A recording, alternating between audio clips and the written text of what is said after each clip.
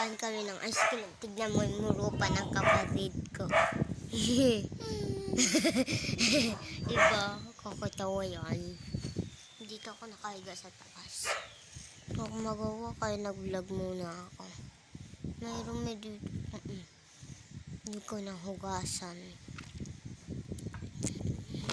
Ay, sorry.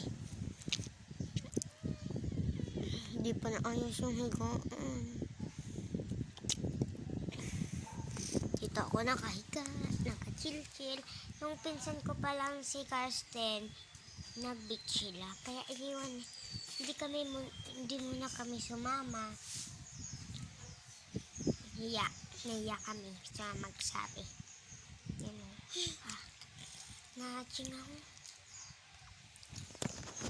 Dito tayo.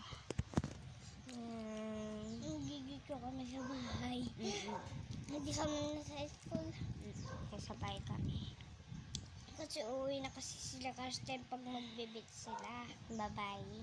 Bye-bye.